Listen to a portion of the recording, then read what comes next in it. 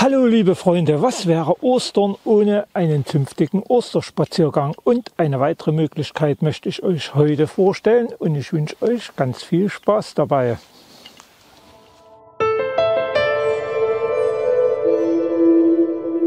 Startmöglichkeiten für diesen Ostereierpfad gibt es zwei. Ich habe mich für Auerswalde entschieden. Zur Osterzeit finden sich hier mehrere speziell eingerichtete Parkplätze. Mein Favorit ist derjenige am Sportplatz. Denn von hier laufen wir wenige Schritte hinunter zur Hauptstraße, um nach 50 Metern auf der rechten Seite die Bäckerei Roder als erstes ins Visier zu nehmen und die wenigen Schritte bis dahin den Kirchberg hochzulaufen. Und was entdecken wir? Na logisch, die ersten Osterhasen und Eier. Und wie der Name des Weges, so ist auch dessen Form teilweise ostereierförmig.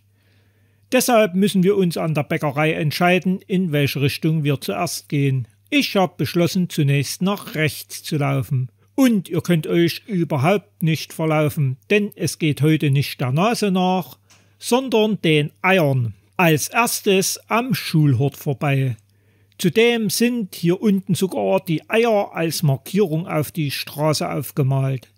Wer sich dennoch unsicher ist, der findet wie immer die GPS-Daten unter dem Video in der Beschreibung zum Herunterladen. Eins möchte ich euch dennoch ans Herz legen. Der gesamte Weg ist mit insgesamt 6 Kilometern ja relativ kurz. Plant, ihr seht es ja selbst, reichlich Zeit ein. Ihr müsst überall die Augen offen halten und kommt garantiert aus dem Staunen nicht heraus.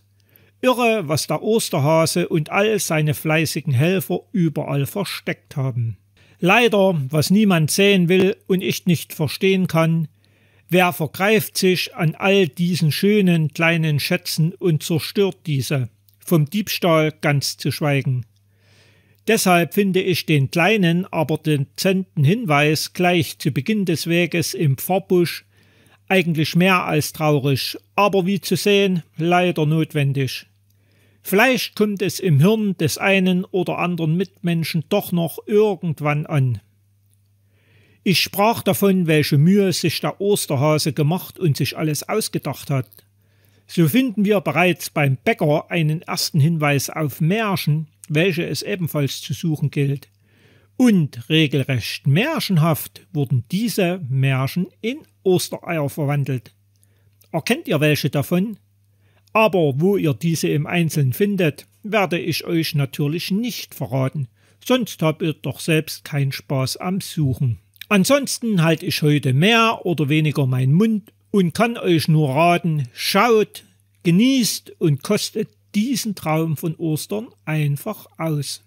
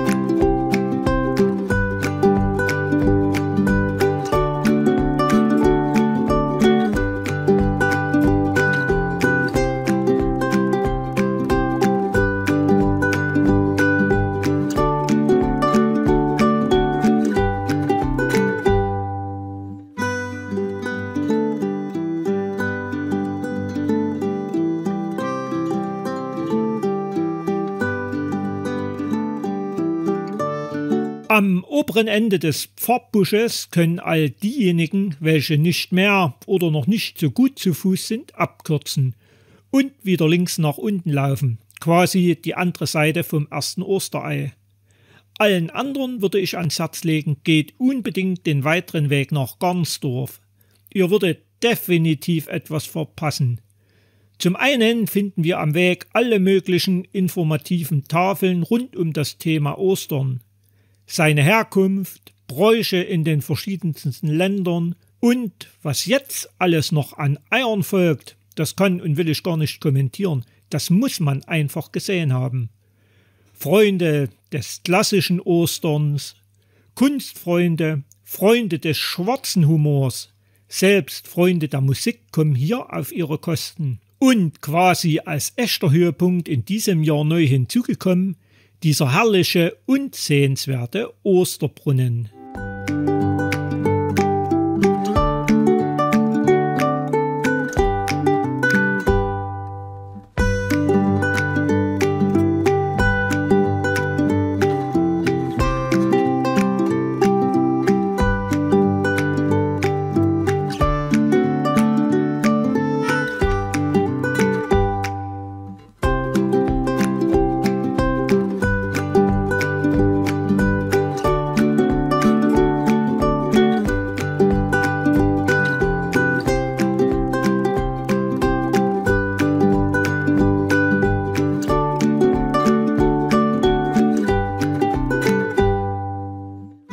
Weiterhin amüsant und kurzweilig ist der Abschnitt bis zur nächsten Gabelung à la Osterei, nämlich vor diesen Teichen. Haben wir uns bereits vorhin rechts gehalten, werden wir es auch diesmal tun. Was aber dann folgt, ist, wie ihr sehen könnt, ein regelrechtes Feuerwerk an Ostersachen. Wie auf dem bisherigen Weg auch hier vieles Witzige oder Märchenhafte. Obendrein haben sich in einem Baum sogar 12 Tiere versteckt und ihr könnt diese suchen. Und wer von euch hat gewusst, dass der Osterhase passionierter Angler ist?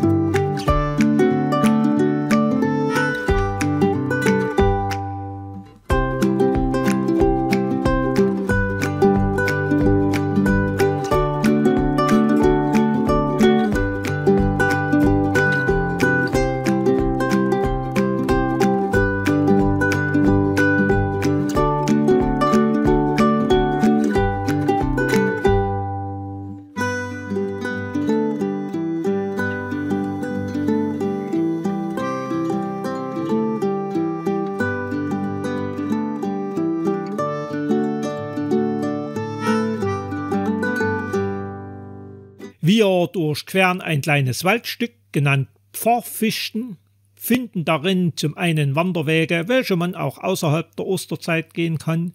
Wieder auf das freie Feld gestoßen haben wir quasi das Ende dieses zweiten Ostereis erreicht. Somit haben wir jetzt erneut zwei Möglichkeiten. Entweder sofort nach links abbiegen und zurück nach Auerswalde oder den Feldweg weiter nach Garnsdorf. Natürlich ist es ja keine Frage, da wir ja nicht tricksen wollen und der Pfad noch bis Garnsdorf führt. Wir gehen also selbstverständlich noch das letzte Stück. Dabei kam mir eine Frage in den Sinn. Wie viel Eier bzw. Osterdeko mögen wohl insgesamt auf diesem wunderschön dekorierten Ostereier-Wanderweg versteckt oder angebracht sein? Was denkt ihr? Schreibt es doch bitte unten in die Kommentare. Ich bin gespannt auf eure Schätzung.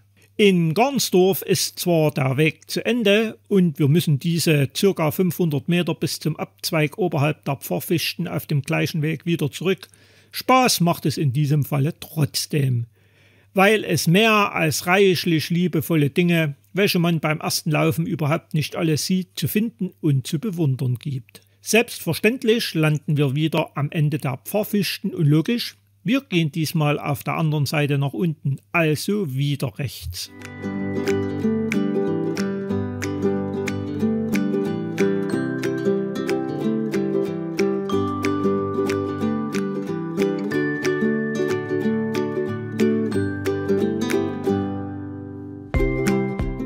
Vor dem Ende des unteren Teiches entdecken wir einen weiteren Wanderweg, welcher geradewegs in die Hölle führen soll. Na, ich denke, den lassen wir heute besser sein und widmen uns lieber dem großartigen Ostereier-Wanderweg. Selbiger ist ja, wie wir bereits festgestellt haben, kein kompletter Rundweg. Wir müssen unterhalb der Teiche ein weiteres Mal den gleichen Abschnitt gehen, um zurückzukommen. Aber langweilig wird es definitiv nicht. Ihr seht es selbst.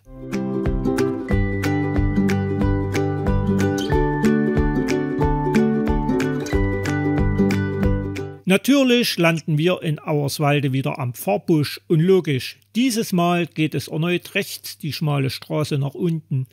Über und über mit den verschiedensten Eiern, Osterdeko und Märchen geschmückt. Wer nicht nur nach den vielen Osterüberraschungen schaut, der wird bemerken, landschaftlich ist es hier auch interessant und schön. Und so kommen wir vorbei an der Kirche St. Ursula bzw. der Grundschule, welche, wie sollte es auch anders sein, ebenfalls sehr fleißig geschmückt wurde. Noch wartet ein leckeres Hindernis auf uns, nämlich die Bäckerei Roder. Und gar mancher lässt sich hier gerne verleiten, habe ich mir sagen lassen. Ihr könnt ja gerne probieren, ob ihr daran vorbeikommt. Nun noch einige Meter zum Parkplatz und wir haben unseren Ostereierpfad geschafft. Und vor allem sagen den vielen fleißigen und aktiven Osterhasen ein ganz großes Dankeschön für diese Idee und Arbeit. Aber wie findet ihr denn diese Idee?